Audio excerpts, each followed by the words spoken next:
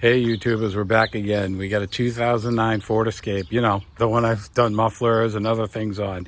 So right now I've replaced this caliper twice. This is the second time. What's happening is it's still locking up.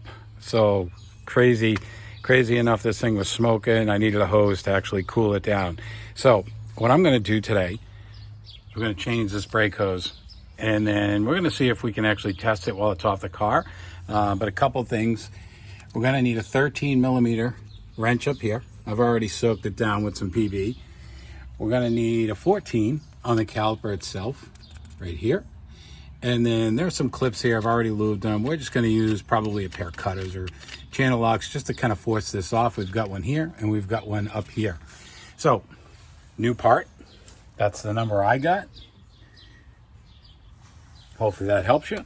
So let me collect my tools and then we'll get started. All right, so because I've already had this caliper off, I'm pretty sure this is just going to pop off the, the bottom one. This one here I'm going to crack first. And anybody who's ever worked on brake lines, it's like plumbing in your house or an exhaust system. These things just break as you go.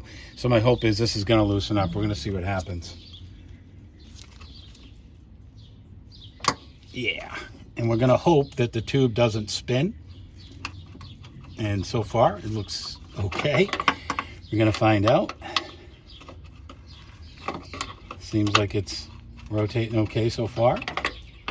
Yeah, we got a little bit of brake fluid in the line, which we would expect. Seems a little tight as well. So far, so good.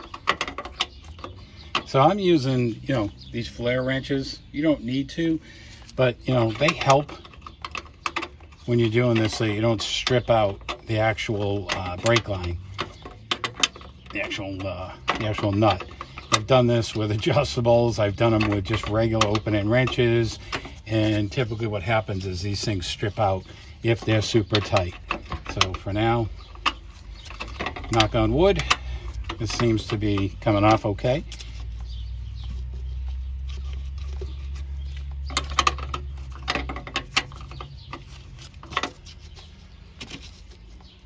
I also want to keep an eye on the fluid reservoir up top. I don't want to let this thing run dry because I really don't feel like bleeding the ABS system.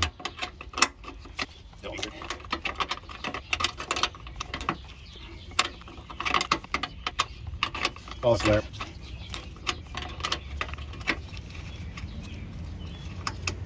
There we go. We don't want to damage these threads either, so be really careful when you're pulling this out. So right now it seems okay. I'm actually going to pull this clamp. And there's a flap to it down the bottom. I'm just going to twist it. I'm hoping you can kind of see me working this. Let's see what happens. You may have to get a different tool for this, but we're going to see in a minute. Yeah, there she goes. So this is what that clip looks like. It was mounted just like this, so it's going to go back in the same way. What's going to happen is this is pretty rusted in there, so I'm just going to try and work its way out. There's not a lot of real estate. If I wanted to, I could pop this 10 millimeter. But we're going to see what happens, and luckily for us, came out okay. I'm going to do the same thing down here. Let's just give you a different camera angle here.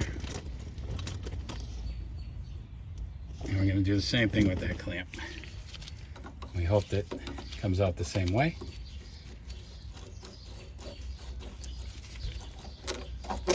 And you can see, fits into the groove that's there. This one was mounted up. So we're going to do the same thing with that one. And then this one, yeah, she's rested in there. So we'll give her a kiss with some lube. Just like that. Because I have a pair of vice grips over here, I think I'll just grab onto it with these. See if we can turn this. Yeah. Just want to be careful of the bracket here. See if we can work this out.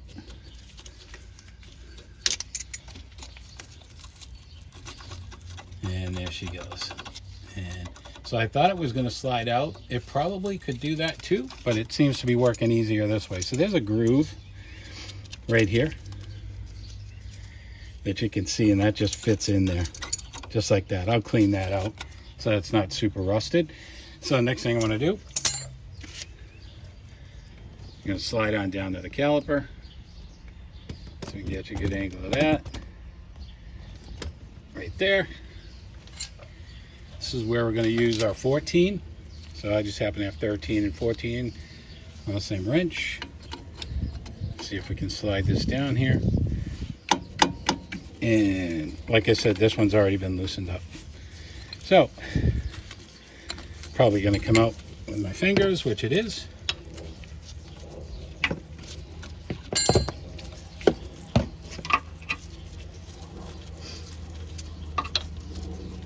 So the next thing I'm going to do is I'm going to grab a pressure gauge, and we're just going to try and blow some air through this thing and see what happens, and see if it's clogged up or not. So we'll be right back.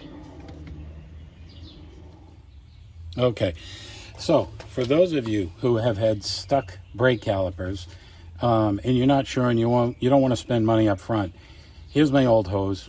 Here's my new hose. I'm going to show you how to test these. Now, I've seen some folks throw their lips on this and just blow through it and see if the air actually travels through. There's an easier way to do this and a safer way. I'm just going to use a pressure gauge that will introduce pressure into the line. So in theory, when I push on this, if I can seal this, that meter should just continuously drop, but this is showing that there's a blockage in the line. So again, if I blow, my gauge should do this. But if I hook this up, this is showing that there's some type of back pressure in the hose. So let me show you what it looks like with a good hose.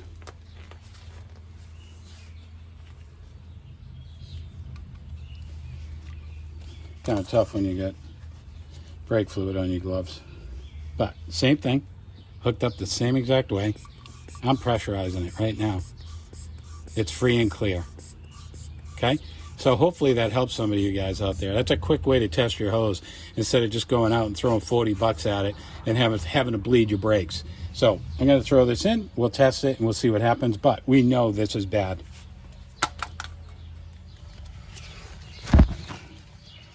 All right, so we got the brake line. This is the fitting. See if we can snake this in here. Right there. And we're just going to slowly turn this by hand. So I'm going to move the camera back. This is a little difficult because the hose is hitting me in the face. But you get the idea. Do this carefully by hand first so you don't strip out the threads. All right, so I got the threads started. I'm just going to slowly twist this. Like I said, do this by hand. Don't do this with a wrench until you get to a point where you want to kind of secure it. So I'm going to grab my 14 again. Bring this down. Just kind of give it a kiss. I want to go crazy. I want to strip this out, or else I'm buying a new caliper. So that's one. I'm going to come up here. And if I get the right one, this will slide, and there's a key to this. There's two keys on the side. Let me get this in. Let me get this in there a little closer for you. And right there. So it's kind of tough to twist this with it already locked in, but there's a key right here. See if we can get that in focus for you. Right on the end. So there's one here, there's one here. So this should, if we can, slide this in, or maybe this is better, and twist it. And so let me pop this camera off for you and show you what we're dealing with here. If you look really closely, you'll notice that there are some slots in the metal. It's tough for me with the glare, but there's some like little slots there. Well, that's where those metal pieces fit into. So we'll show you this outside. So you can see that key. You can see it's keyed. So I'm going to pull this up and through. And then what I would do is gently rotate this so that we can get that to fit in there. I'm going to need to do that with two hands. Once we do that, then it's pretty straightforward up here with this top fitting just comes in, and then we thread it into that fitting. So give me 1 second. So hopefully this comes across on video, but you can see there's my key right there, and I'm just going to twist it, line it up, and then it fits in. Next thing I'm going to do is take my clamp and hopefully just push this. We could do this with a hammer. And there we go. That'll clip in. I'll probably do the back one with a hammer. That was a little tight. So the next thing I'm going to do is bend this up into here. And it made a liar out of me. There actually is a keyway up there too. So there's a key that this needs to be twisted into. So let me see if we can just twist it in with my lacy grips. And get that to work its way down. If not, we'll go grab another one.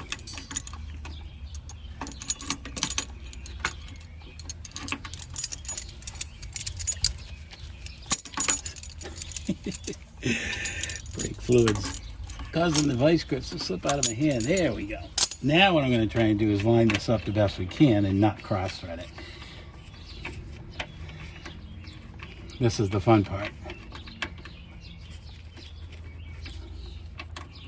So, yeah, and that's what's going to happen. So I'm going to do this first.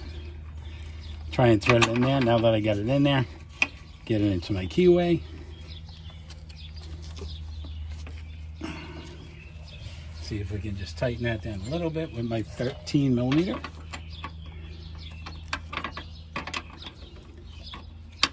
So we got it to a point where I think we can now work it in. And I'm just going to use these to just twist it and get it into that key, just like that. And once I do that, remember this clamp here is actually sitting down. So when I go to put this one in, it's on the underside. Let's see if we can do this. See if I can do that with my cutters again.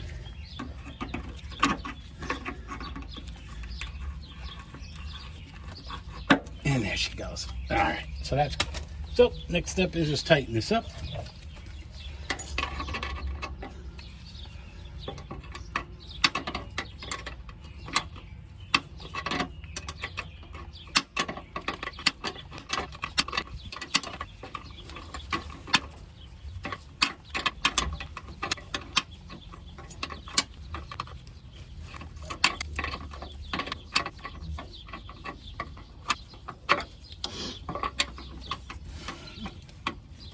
So now that we're at this point, I'm just going to snug it.